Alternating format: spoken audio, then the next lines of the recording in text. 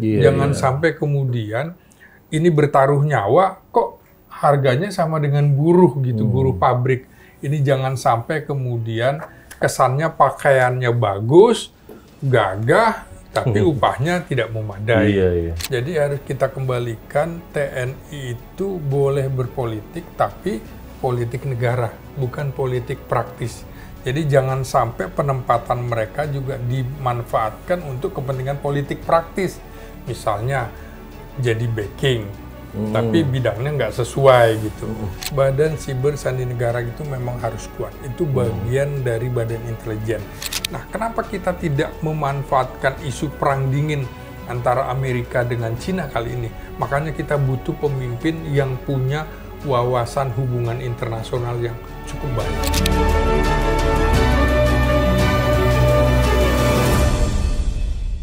Jadi dari budget kira-kira gimana, Bung? Nah, itu dia. Nah, itu masalahnya kan? Nah, saya berpikir begini, ini amanat undang-undang, pendidikan itu 20%. Ya. Kalau pendidikan 20%, mitranya pendidikan apa sih? Kesehatan. Nah, kesehatan ini cocok juga nih, 20% atau 15%. Setelah itu adalah kesejahteraan sosial, karena kita masih miskin, baru kemudian pertahanan. Pertahanan kita anggarannya harus besar di tengah ancaman global.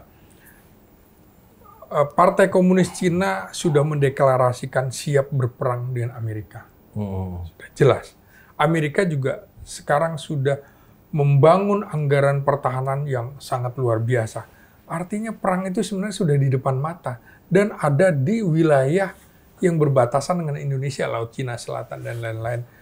Kalau kita anggaran pertahanan kita minim, berat.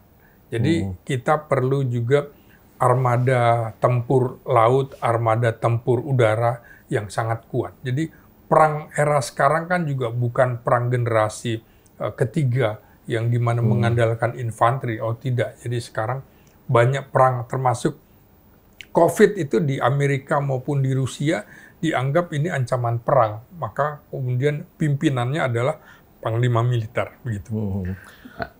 Silakan, tapi kalau itu tadi balik lagi soal budget kan, oke, kita setuju bahwa anggaran untuk pertahanan harus bagus, harus besar untuk menghadapi berbagai ancaman. Tapi kan ada juga yang berpendapat bahwa ini emang kita mau perang sama siapa sih? Nah, itu pertama. Yang kedua, terus yang kedua. Oke, kita butuh itu, tapi duitnya sekolah ngendi, dari mana uangnya, gitu kan? Karena pertumbuhan ekonomi kalau kita kayak seperti kemarin 5,2 ya nggak akan bisa banyak membeli alutsista misalnya gitu. Ataupun kalau membeli kan juga kita kayak kemarin membeli barang-barang baru, pertanyaan besar kan juga, ini apakah kita harus membeli sekarang atau tidak? Nah, soal dari mana duitnya nih, Bu? Ini kembali lagi ke skala prioritas. Kita ingat ketika kita dalam perebutan Irian Barat, kita adalah negara militer terkuat di kawasan selatan dunia. Tidak selalu harus membeli, tidak selalu harus uangnya dari mana. Inilah diplomasi yang harus kuat. Jadi Kementerian Luar Negeri harus kuat. Kita ingat ada 3 kementerian strategis, Kementerian Pertahanan, Kementerian Luar Negeri, dan Kementerian Dalam Negeri. Kalau Presiden dan Wapres tidak ada, ini triumvirat. Jadi harus kuat ini. Jadi tidak mungkin pertahanan ini akan kuat kalau diplomasinya lemah. Gitu.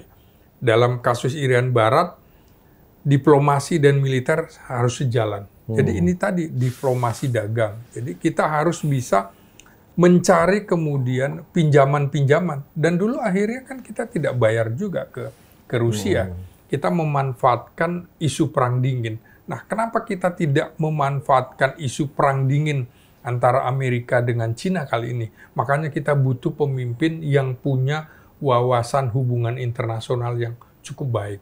Tidak mungkin kemudian dalam Pilpres kali ini juga cara berpikir kita melepaskan dari hubungan internasional. Amerika punya kepentingan. Cina punya kepentingan. Siapa yang akan jadi presiden di sini?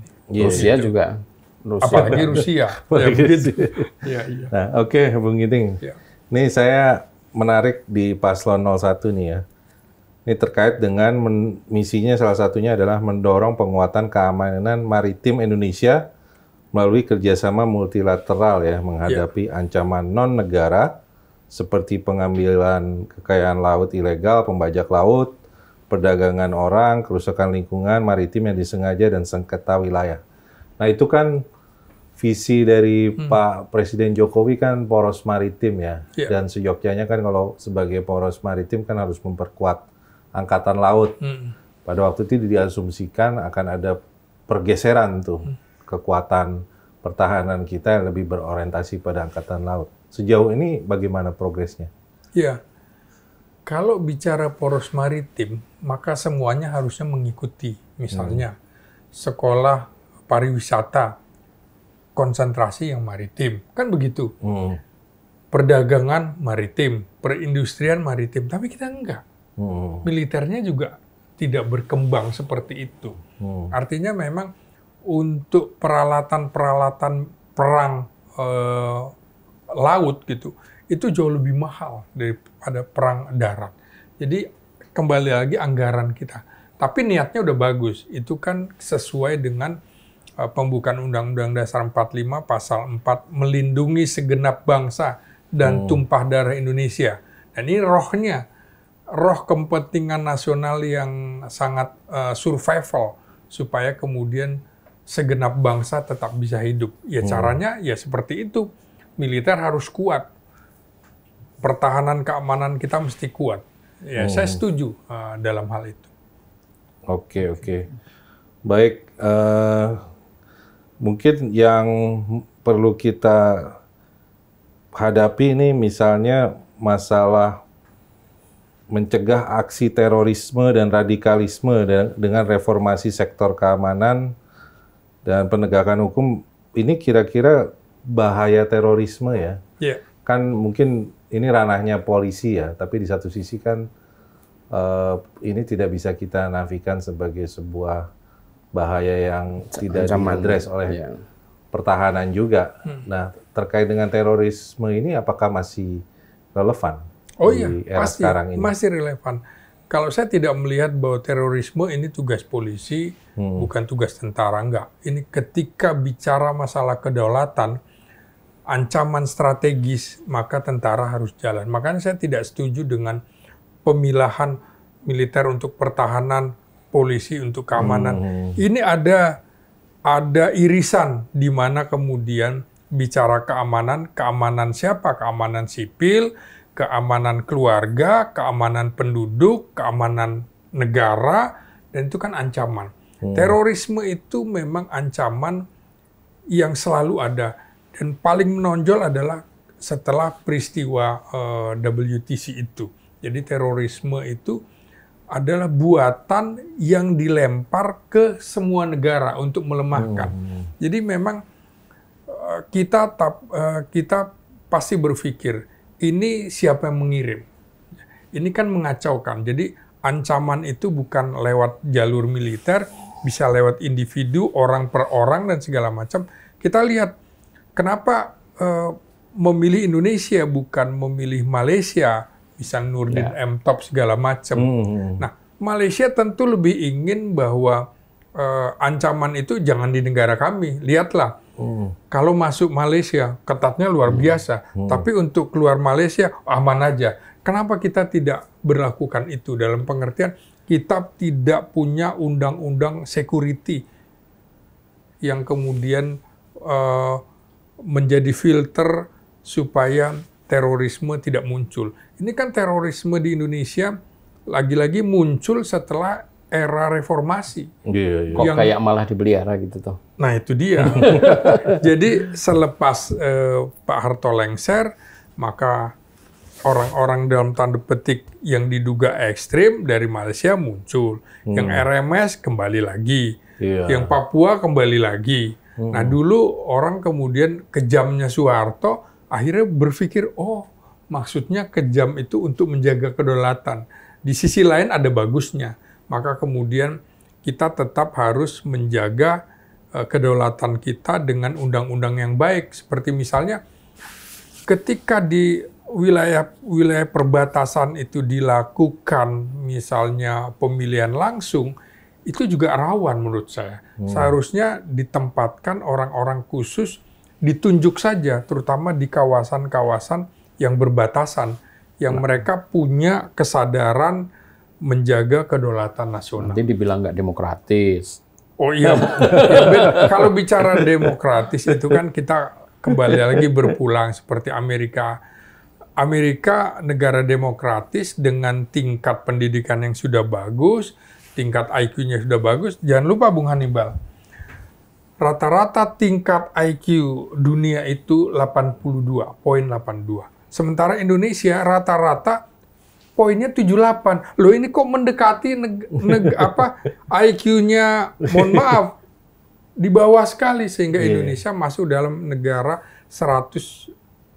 urutan 126 berdasarkan tingkat IQ. Artinya negara Indonesia agak berat menjalankan demokrasi kalau tingkat pendidikan, tingkat pemahaman, literasi politiknya masih rendah.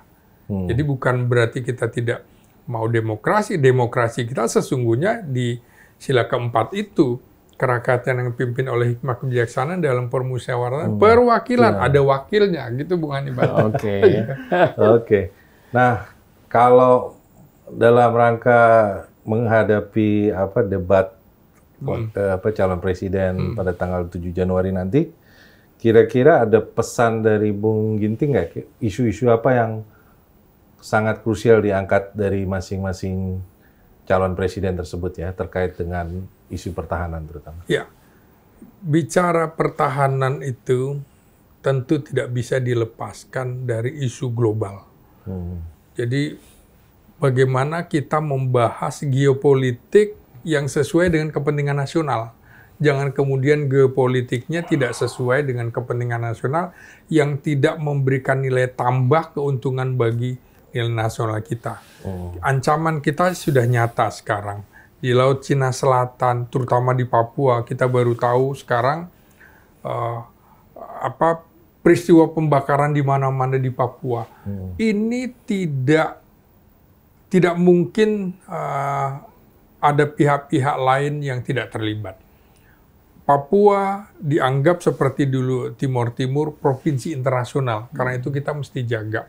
Kita harus lihat isunya sebenarnya dari mana segala macam. Jadi bicara politik pertahanan dan geopolitik global harus sesuai dengan kepentingan nasional. Jangan sampai kemudian kita membeli alat pertahanan keamanan negara, di situ kita kemudian disetir negara-negara lain. Kalau memang ada persyaratan-persyaratan yang membuat kita terbelenggu, kita terkungkung, ya lepaskan itu aja. Jadi jangan kemudian kita seolah-olah negara yang harus tunduk dengan kepentingan negara asing. Karena negara asing juga punya kepentingan di Indonesia. Sorry Bung, kalau untuk Papua ini kan kita kesannya itu TNI maupun Polri itu kok gampang ya untuk menyelesaikan persoalan-persoalan yang sekarang dibilang KKB itu dan sebagainya itu. Kenapa ini sebenarnya sih? Nah, karena takut digoyang tadi oleh pihak-pihak di luar atau gimana? Nah, itu kekhawatirannya adalah pelanggaran hak asasi manusia. Dan ini yang membuat terbelenggu. Sebenarnya kalau ini masalah ancaman kedaulatan, ya sudah serahkan aja. Jadi kalau kita lihat, Bung Hannibal, bagi militer di negara manapun, lebih baik melanggar HAM daripada hilang kedaulatan.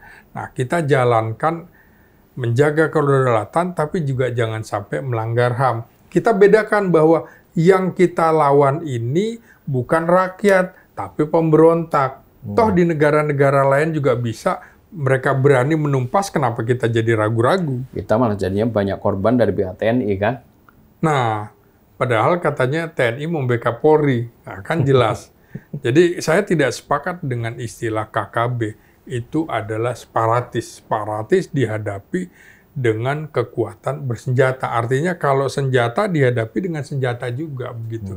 Nah, kalau separatis maka di sini ada front politik, ada front bersenjata, ada front psikologi dihadapi bersama di situ. Soalan istilah itu kan nanti buntutnya panjang kan, urusan pengamanannya ini hak siapa kan gitu persoalannya. Ya sebenarnya ini tergantung kebijakan negara. Tidak usah ragu ketika ada ancaman gitu. Oh ini tugasnya siapa? Kalau menghadapi ancaman di hutan itu udah bukan kemudian tugas polisi. Ketika yang sudah bersenjata itu bukan tugas polisi. Polisi itu ada batas-batas tugas. Jadi ketika ini bicara masalah kemerdekaan ini bukan bicara masalah ancaman Kamtibmas, tapi ancaman hilangnya kedaulatan negara. Apakah untuk persoalan Papua ini yang bisa tegas itu 02? Saya kira bukan soal ketegasan 02, 03. Kebetulan ya, 01 juga background-nya doktor ilmu politik. Saya kira memahami itu. Kemudian 03 juga background-nya adalah magister ilmu politik. Dia cukup tahu lah, apalagi kemudian didampingi oleh Mahfud.